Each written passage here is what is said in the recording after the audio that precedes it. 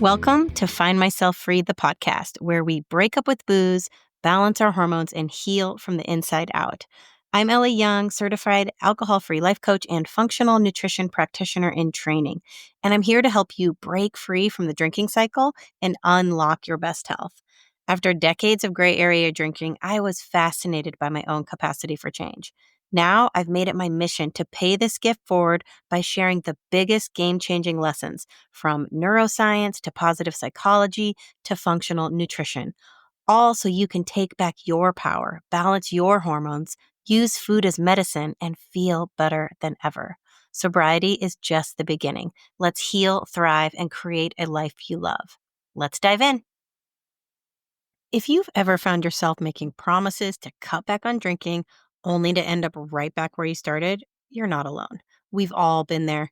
That's why I created Breaking Up with Booze, a free guide with the exact same lessons that took me from a daily drinker to over 4 years alcohol free and thriving. These lessons help you work smarter, not harder, when it comes to changing your relationship with alcohol.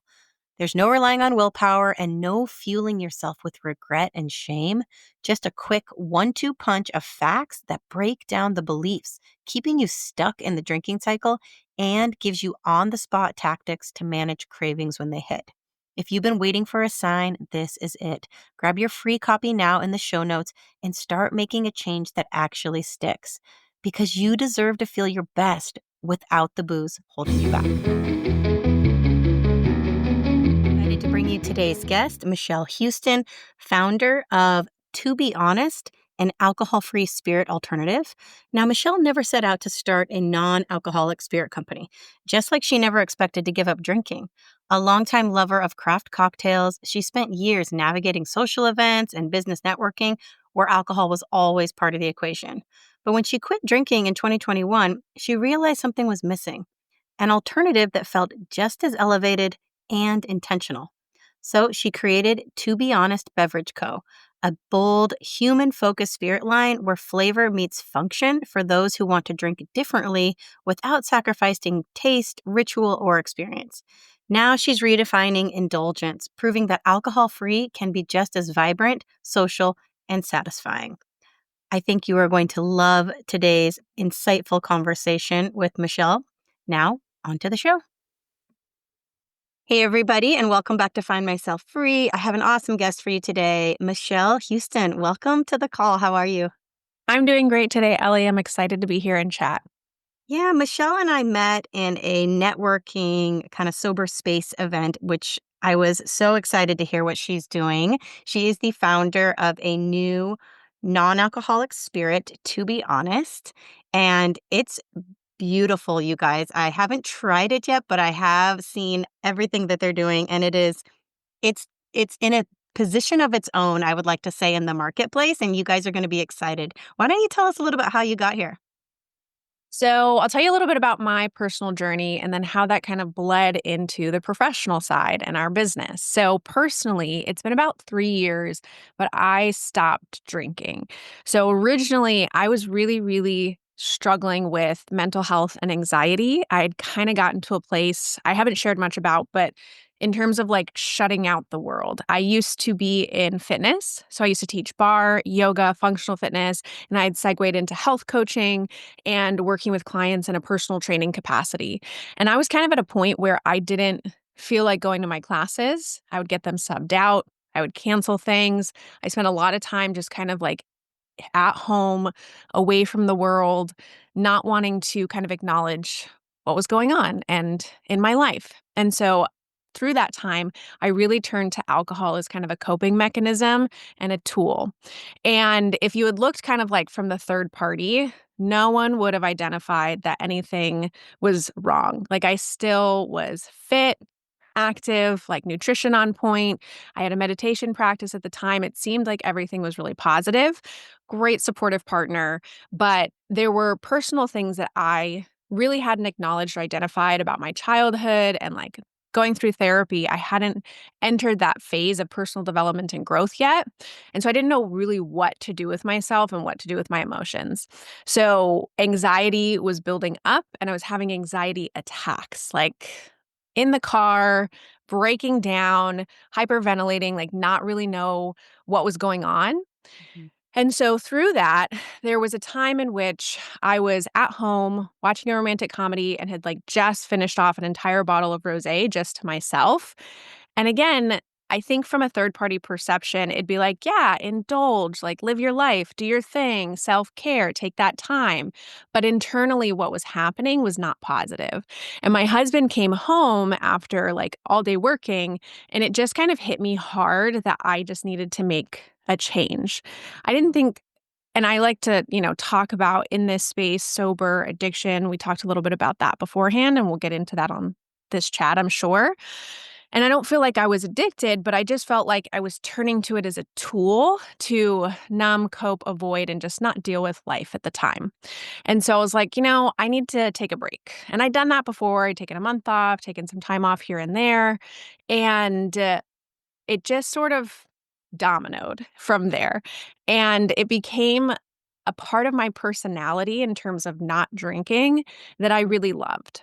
And a week, month, like 3 years, and the further I get away from alcohol, the better I feel, and just recognize and acknowledge that it's just better for me. Anxiety management has been amazing. The tool of our business has been a part of that. And just kind of evolving and growing past that point of low level depression has been really huge for me in getting out of that place and just kind of rediscovering like who I am as an individual and how I want to show up in the world. And I feel like modeling that behavior, alcohol took a big part because it was so integrated into our lives. It's such a cultural aspect of living and enjoying and socializing. And I had to kind of figure out and identify like who I was away from that.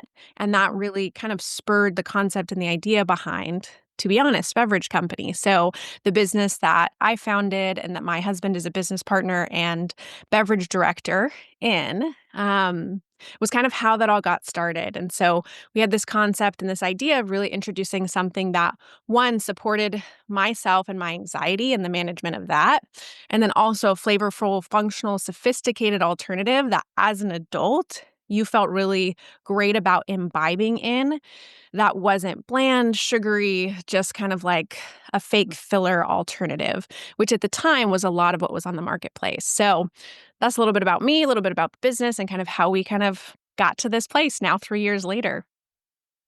That is a great story, and you're relatively young, I feel like, to have made this, huge realization in your life around alcohol. I'm gonna reveal your age here, you're 35, so most of my clients are kinda in their 40s-ish, and the change comes about more because of, like, a health crisis, it almost feels like the hormones and like midlife is kind of weighing on them and stuff. So it's really incredible that you kind of came to this on your own. Did you use any type of program or support? What were your tools that helped you kind of make this shift? So now that I have transitioned, I actually do have people who reach out, kind of asked, what was your experience like? Do you have any tips and tricks? I've kind of been, drinking more than I would like to. And what does that look like? I didn't use any type of support program or coach. I think that coaching is so incredibly important. I have always had like business mentors, coaches. I have a therapist that I've had for the past 6 years, maybe more. Um, I believe in investing in programs to support any evolution, change, growth. I come from a coaching background, and so I think it's incredibly important. At the time, kind of like I mentioned, I didn't feel like I was coming from a place of addiction or struggle with consumption that I didn't feel like I could myself make that shift and make that change. Now, as someone who comes from again that kind of that health coaching background who has a focus in behavior change and psychology of what it takes to create a habit, break a habit, make that shift, I Mhm. think I had a little bit of an upper hand than most people because I come from that health and wellness background. So I'm pretty super, especially self aware when it comes to gut health and skin health and nutrition and fitness and exercise and being really in tune with my body and aware of what's going on. Mhm. So when I started transitioning, again, it was more like, I'm going to stop. I didn't say that I was going to stop forever. And I think that's a really important thing for a lot of people. And this, again, comes from the health side of things is that working with clients, it was always like, what am I going to cut out? What am I going to restrict? What am I not going to have?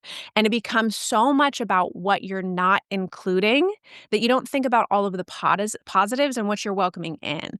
And so I think that's a big undertone of our brand and kind of why I do what I do now is that kind of bleeds into our mission and our purpose and our messaging is that it's about intention. It's about choice. It's about mindfulness. It's about what you're embracing as opposed to what you're losing out on.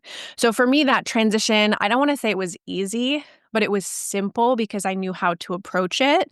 And then it just kind of became, like I said, a domino effect. And I always left it open for myself that if I wanted to drink, I could. And that's why I consider myself sober curious or alcohol free and Mhm. not sober.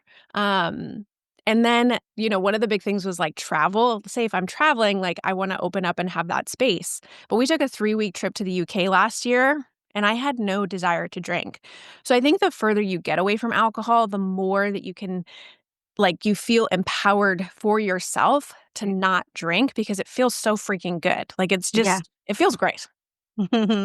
I love that, and I love, what you speak about alignment, right? That everything you were already while you were still drinking was this embodiment of, like, health and fitness and, personal growth, and yet you had been taught subconsciously to drink this substance to manage pain and anxiety, mild depression, things like that, and yet it thank goodness you had all those tools to kind of be like, "Oh, look, this is literally just the one little linchpin that's preventing this alignment in myself."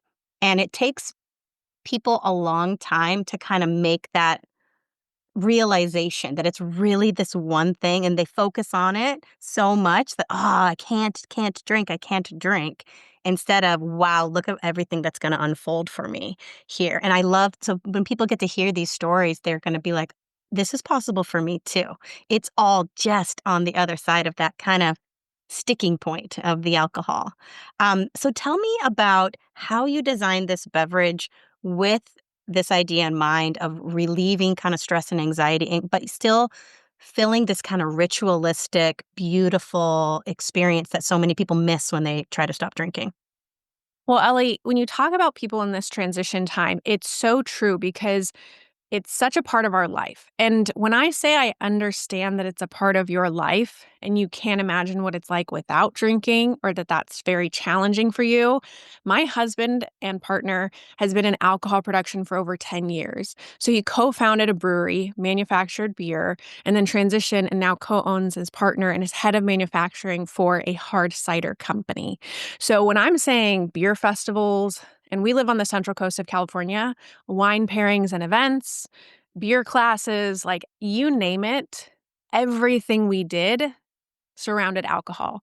We would Mhm. always get alcohol for gifts, whether it was distilled spirits, wine, beer. It came to us. I was a beer buyer at one point. So it just was such a part of our lives and it was so integrated into everything that we did. We would make cocktails at home. We would go out to the bar and have cocktails. We would get together with friends for happy hour.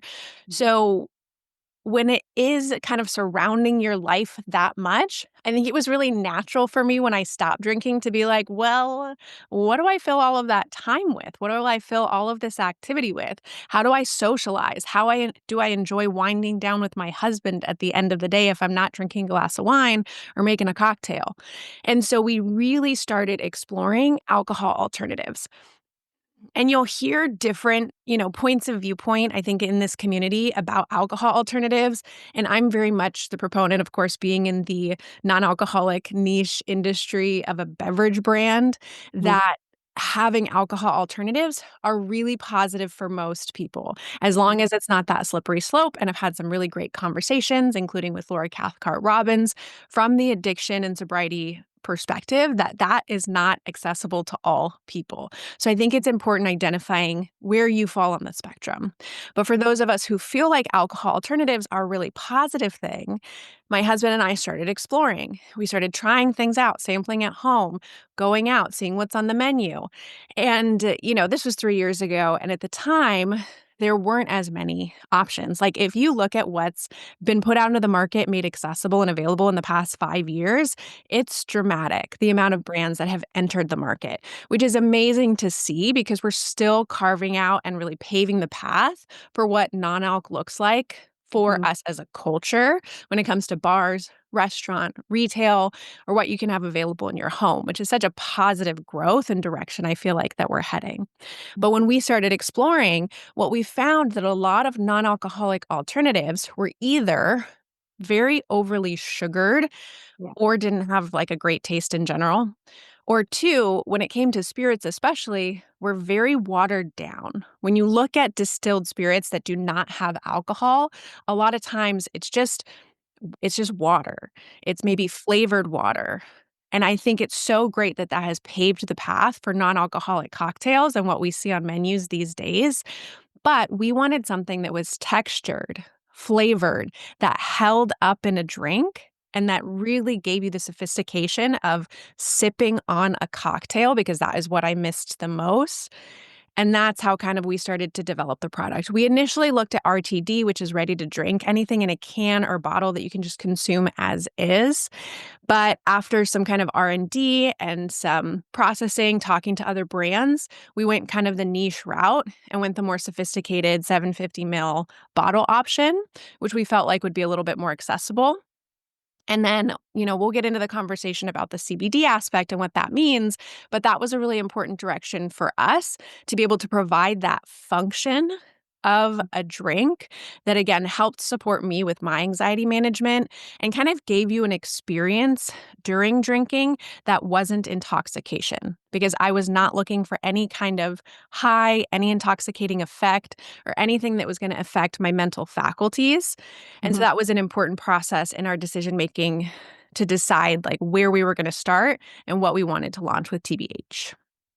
I love that. Let's talk about the functional piece of this, the CBD. So, why exactly did you choose that out of all of like the options available? I mean, so much of the non-alcoholic world does the mushrooms. You see a lot of theanine, lion's mane, things like that.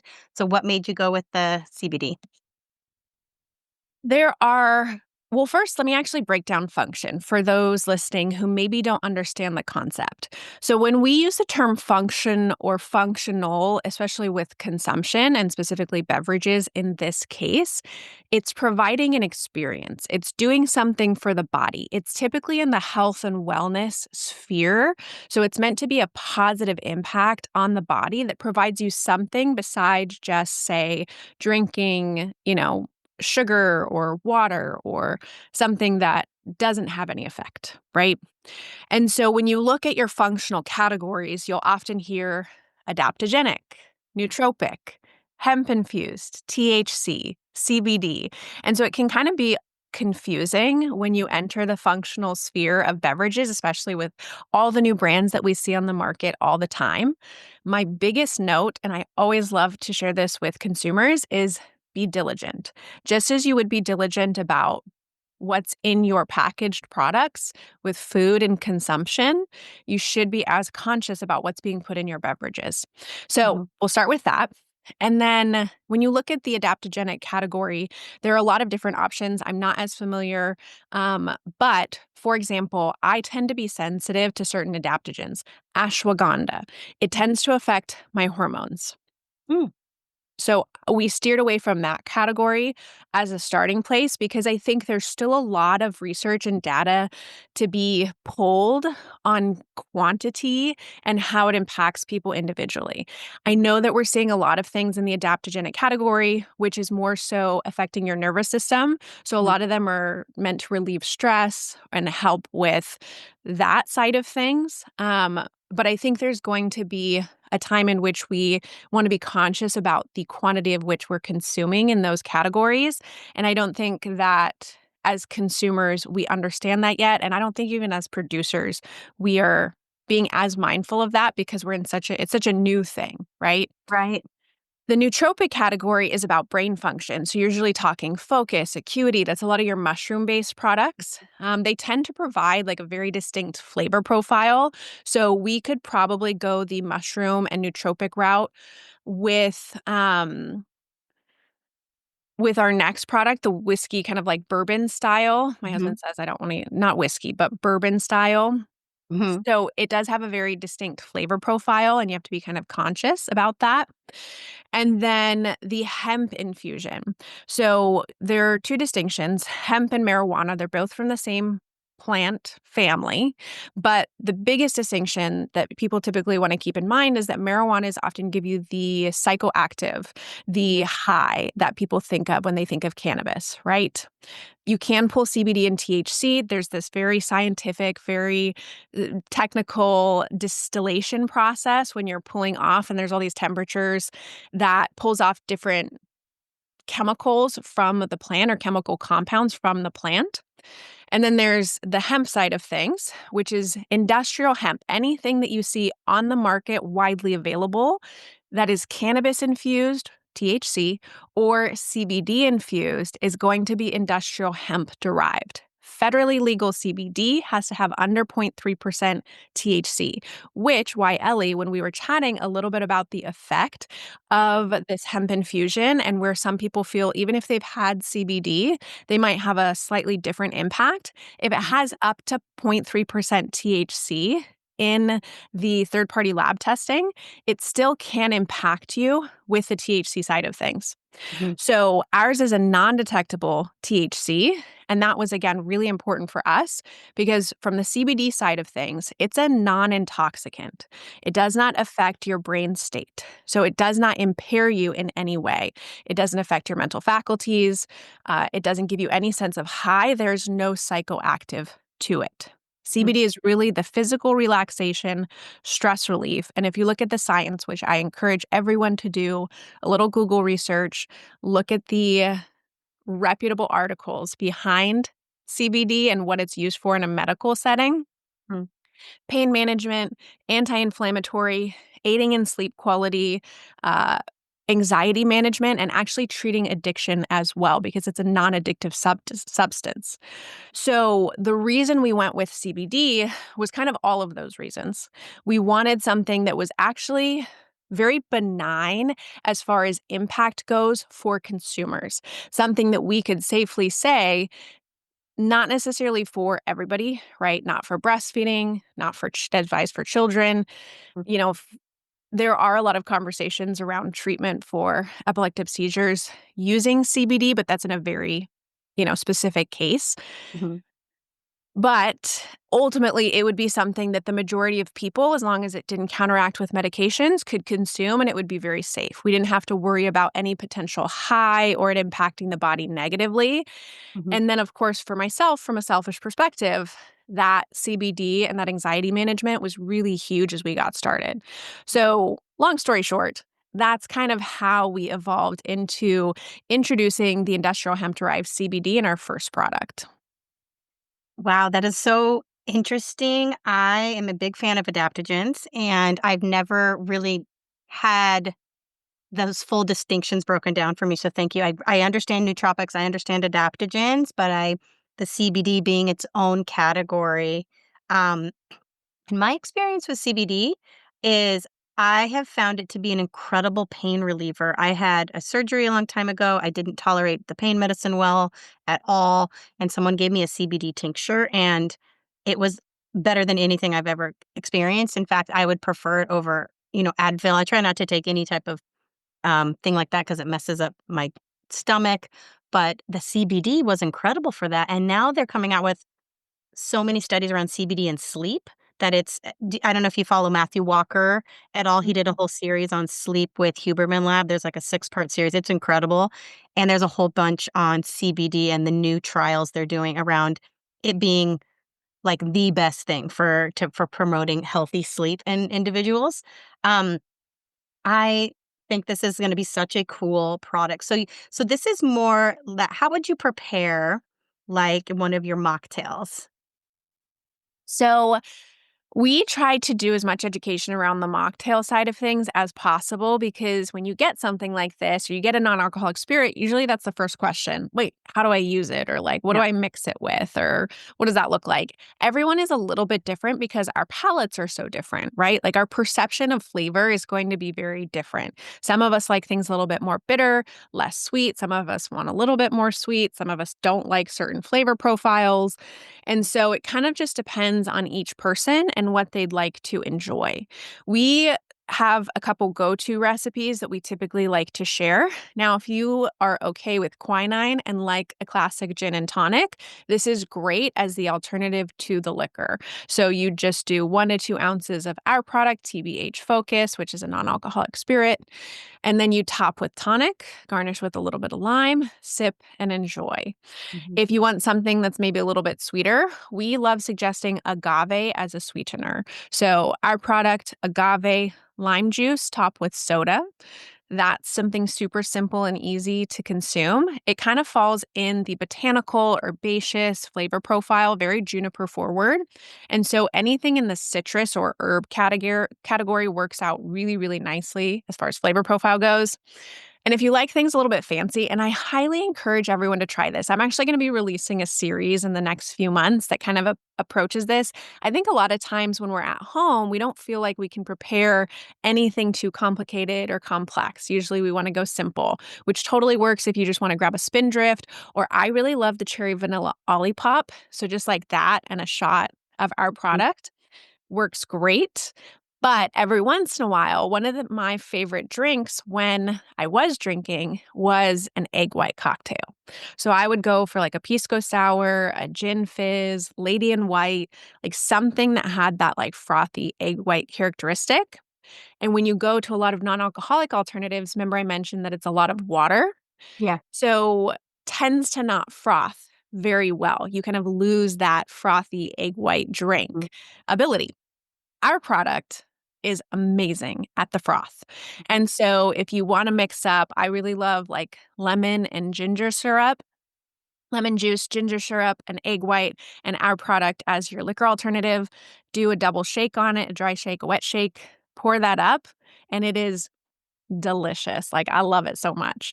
So, people can enjoy it kind of depending on the way that they would prefer. One of my biggest missions and goals with the brand as a human being is to put people at the center of their choices. So, we get to be the ones who are mindful, intentional, and being conscious about what we're doing in our lives, but also that includes what we're consuming.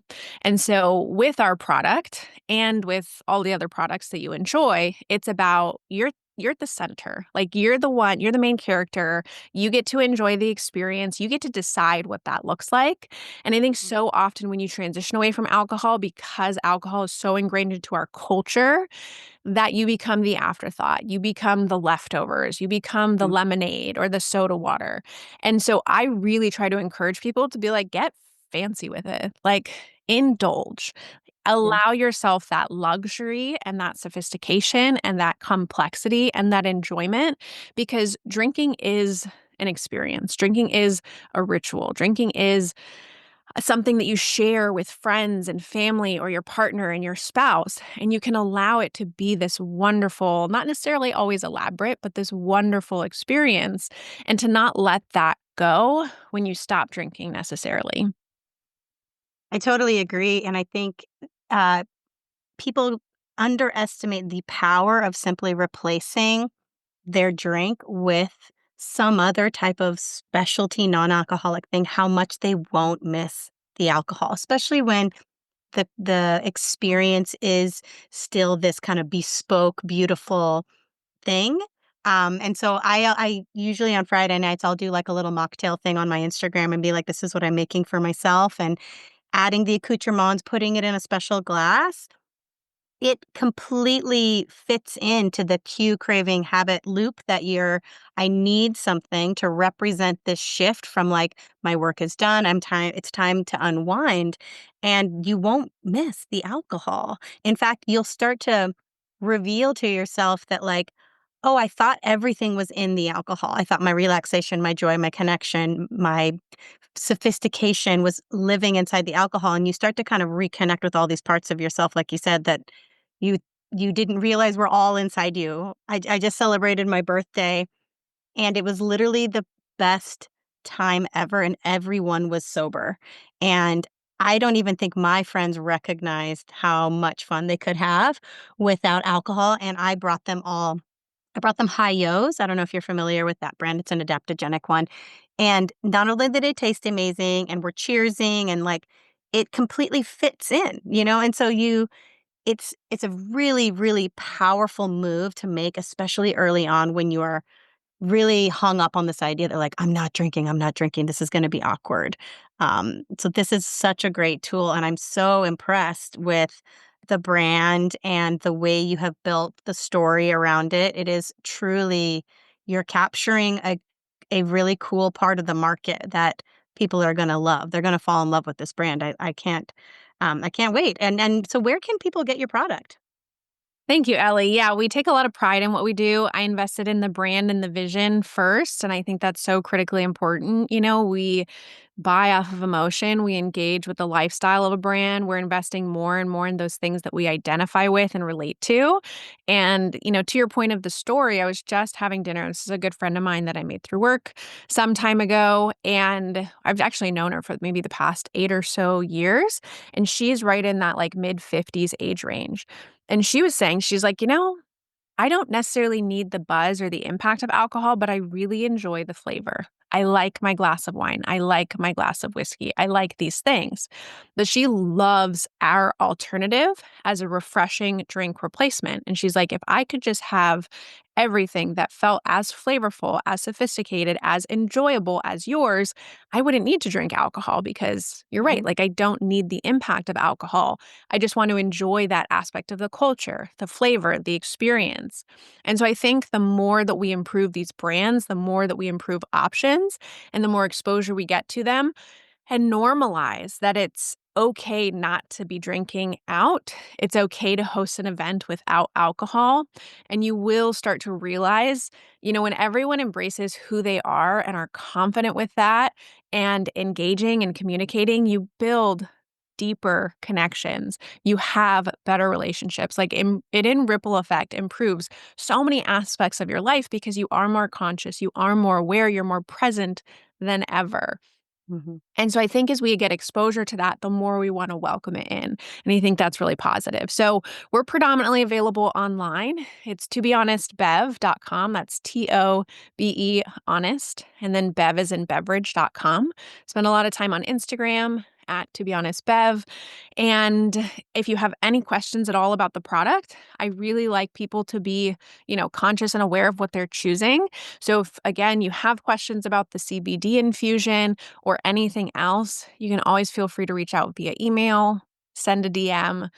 I'm happy to chat because I do think that there is not necessarily as much acceptance or education around these topics. And so the more that we can do around that and the more open conversations we can have about it, the better exposure there will be for the adaptogenic, functional, nootropic, hemp infused areas that I think are really positive directions for us to go as a society, and as a whole. So reach out anytime. I love that. And I think finding a new tool to manage your stress and anxiety within the same ritual. So you're using a CBD infused drink and you're drinking for anxiety, let's say, because you are not including alcohol, your anxiety will improve, your sleep will improve, your cortisol levels will improve. And so your need to drink for anxiety is going to lessen, right? Because your body won't be experiencing anxiety as much. And the CBD has helped to take that edge off significantly. I'm excited to try these because I haven't tried a CBD drink in since my early sobriety days. I definitely dabbled in, and now that you're explaining that idea that it could still have a little THC in there, I think the canned drinks, I think they actually did have THC. I think it had 2.5, and that might have been what made me not feel. It gave me anxiety. it actually, here I am drinking for anxiety, and it would actually give me anxiety. And that's a distinction I hadn't made until I was completely alcohol free. And then I realized I don't like THC. And but I had kind of piggybacked the CBD into that. So I'm excited to try it just as a CBD drink. Um, and I'm excited for my audience to try it. So we will put all of her links in the show notes, everybody, and please go follow her on Instagram and just see how beautiful this brand is. And I feel so lucky to be a part of this movement at this time when so many cool things are happening. There's so many amazing women, to be very specific, in this space that are doing incredible things after getting alcohol free. So it does become like a superpower. So congrats to you and everything you've done with this beautiful brand. And come back on anytime you have a new product or a new flavor or anything to share with us. Thank you so much for having me, Ellie. And I just want to highlight that you're right. There are so many female founded brands on the market that are doing incredible things for the industry as a whole and for us as consumers. Making these options more readily available makes it easier when you go to a bar, when you go to a restaurant. So you don't have to stress or worry about not having equally attractive and sophisticated options when you're in those settings. And then also, if you can, we're available direct to consumer online, of course, we ship all over the states. But we are starting to explore other non-alcoholic bars and bottle shops, and there are a lot of really wonderful women who have also opened amazing non-alcoholic bottle shops. So if you can, Google whatever your city is in your town, non-alcoholic bottle shops near me, and see what they're cultivating in terms of like physical spaces, and go check them out because they are the ones who are exposed to all the new brands, what's happening in the industry, and they'll be able to help you and point you in the right direction of really, really great alcohol alternatives and doing it in a fun, kind of feminine, really enjoyable way. We don't have to be so hard and resolute about things. It doesn't have to be about restriction. It can still be about enjoyment. It can still be about indulgence. We're just kind of shifting the perspective and changing the narrative. And we're excited to be a part of that and grateful to be here, Ellie, and see that you are driving the same mission.